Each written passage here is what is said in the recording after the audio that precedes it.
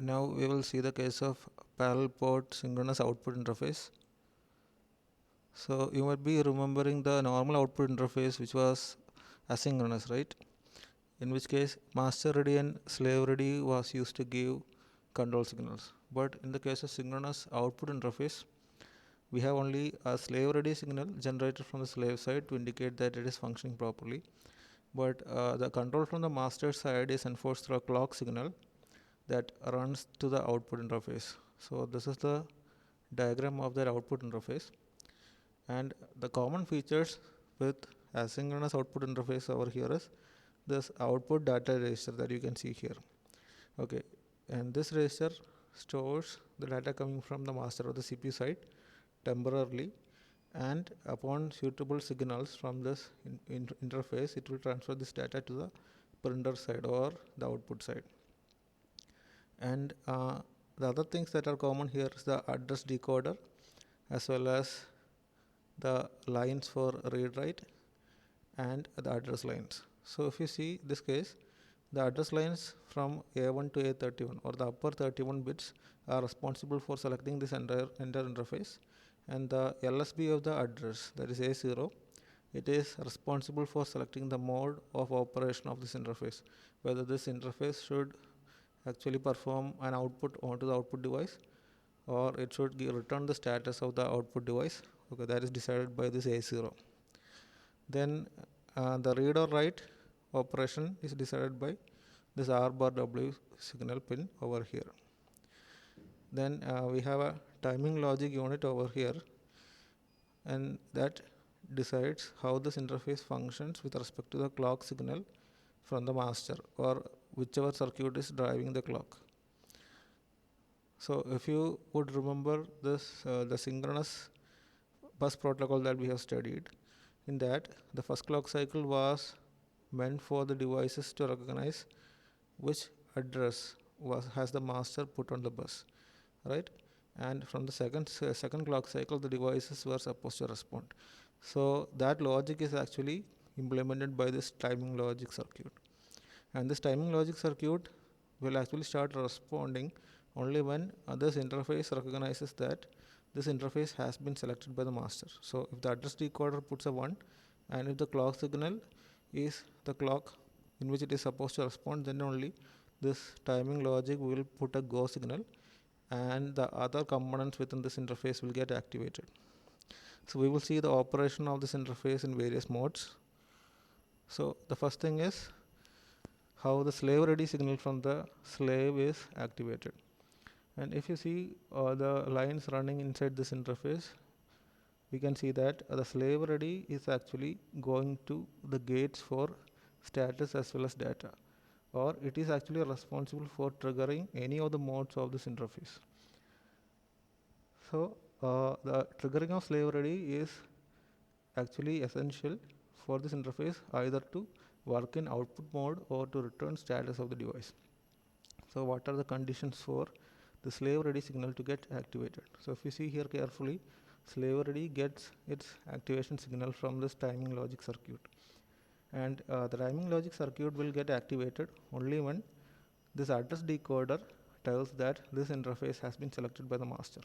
Okay, so when the upper 31 bits corresponds to the address of this interface, this address decoder will generate an on signal, and the timing logic will be triggered, and simultaneously the clock will also be accepted by the timing logic circuit, and on appropriate portions of the clock it will generate the go signal, and this go is in turn driving the slave ready signal. Okay, so this is the starting point of this interface or the functioning of this interface. So once the slave ready signal is on, either this device can work in the output mode or the load data mode or in read mode or the status register mode. And this shows how this interface works in output mode. So if you see here, first of all, the slave ready has to get activated. So that happens when this interface is selected by this address decoder, or the address decoder informs this interface that master has selected this interface. Then on the appropriate instance of the clock signal, this timing logic will put a go signal, so slave ready will be activated. So slave ready activation will be favorable for this AND gate that is responsible to load data from the CPU to the printer or the output device side. So apart from the slave ready, some other terminals need also to be activated. So those are this write terminal. Okay, as we are going to write data onto the device, the write terminal or the write signal from the master or the CPU should be active. So when the signal is active, this terminal of the AND gate will be active. Slave ready is already active, and then apart from that, we should select the mode of operation of this interface, and it has to be the load data mode or write mode. So that is indicated by a 0 signal or a 0 in the LSB of the address. Not 0, actually 1 in the LSB of the address.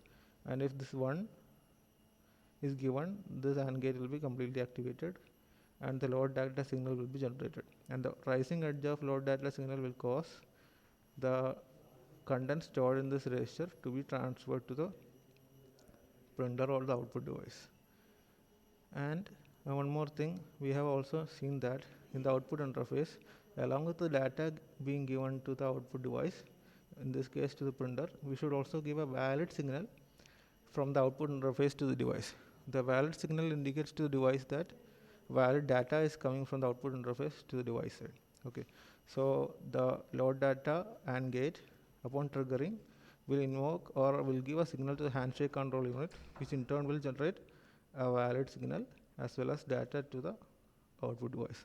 So this is how the output mode of the device functions. And this is the timing diagram of the functioning of output mode.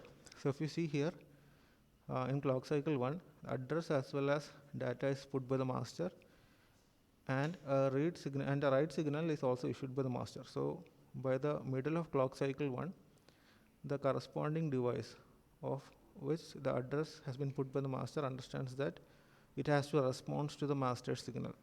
So what happens is, by the starting of clock cycle 2, the interface circuit of that device will start producing the go signal from the timing control unit. So the go, as we have seen earlier, the go will in turn produce the slave ready signal, and both will be activated.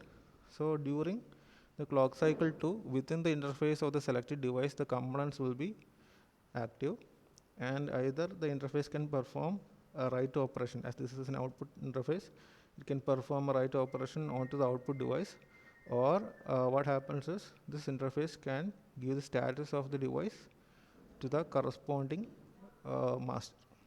So that happens during clock cycle 2. And towards the start of clock cycle 3, what happens is the device might have finished its operation, so the go signal will be deactivated. So slave ready, which is dependent on go, will take some more time to get deactivated, and ultimately this cycle completes. So this is how the output operation happens. Now we will see how this interface can help us to read the status of the device, in this case printer. And we know that this is the AND gate corresponding to the status activation. That is, this AND gate will produce a signal that will activate the tri-state buffer corresponding to this S-out signal. So we need to see how this AND gate can get activated. In order to activate this AND gate, the first precondition is the slave ready should be activated, or the internal components of this interface should be activated.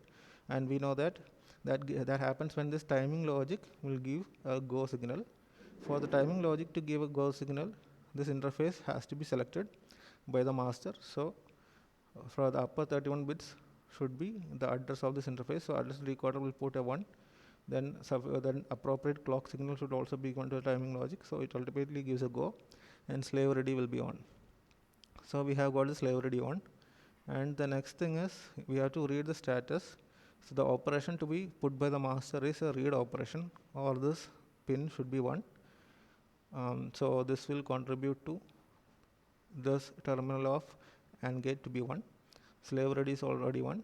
Then the remaining part is the operation selection or part of the address, right? A0, that should be 0. Then only this pin of the AND gate will be activated, and ultimately this leads to the read status AND gate to give an active output, and the tri-state buffer corresponding to read status will be active.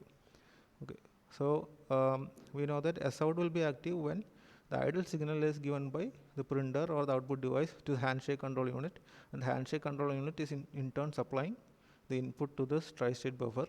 So when it gets this activation signal, this one from the handshake control unit will be passed to D1 of the master side. So ultimately the status bit will be read by the master.